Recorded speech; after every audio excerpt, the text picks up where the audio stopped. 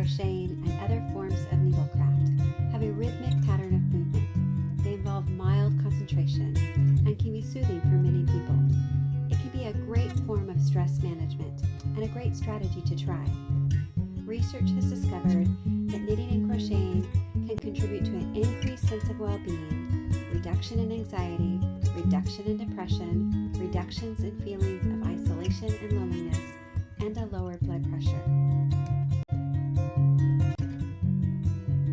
Although knitting and crocheting isn't a strategy that's going to work for everybody, for some people it can be very effective in helping to curb bad habits, keep your hands busy, increasing feelings of accomplishment, increasing feelings of control, especially when other things around you feel out of control, distracting you from unpleasant thought loops, and improving your concentration. So it can be worth giving a try. For individuals who are looking to replace habits such as nail biting, hair pulling and twirling, excessive finger tapping, knuckle cracking, or nervous repetitive hand movements, things that they do when they're anxious or when they're troubled in their mind and they've got difficult thought patterns, those types of things, it can be really helpful to try something like knitting or crocheting as a replacement behavior.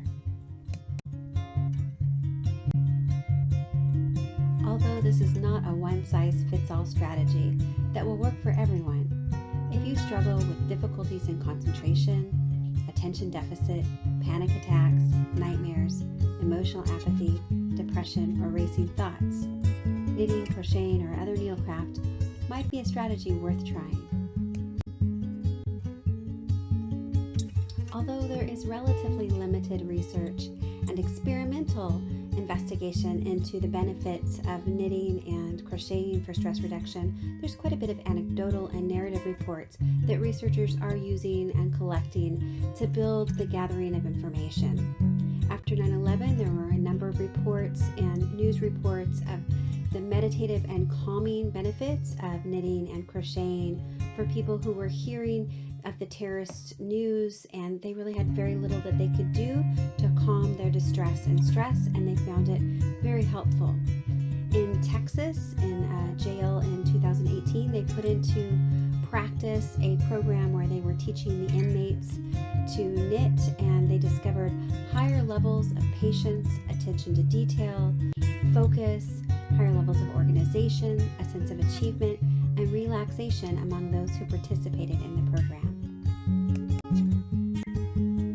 To see if knitting, crocheting, or other needlework will help you in reducing your stress and be an effective strategy for you to use, you may want to try YouTube videos, tutorials, or ask friends who already know how to do it to help you learn.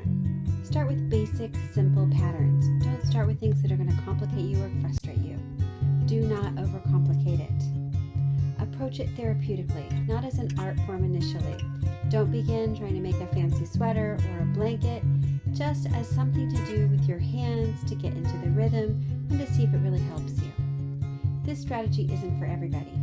It's not for you if it frustrates you after 30 minutes. It's not for you if you have difficulty with small hand coordination activities or if it requires intense concentration. This isn't an activity that I do, as my arthritis keeps it from being something that's therapeutic for me, but I have a number of friends and family members who find it very effective and who really enjoy the process. So I hope you give it a try.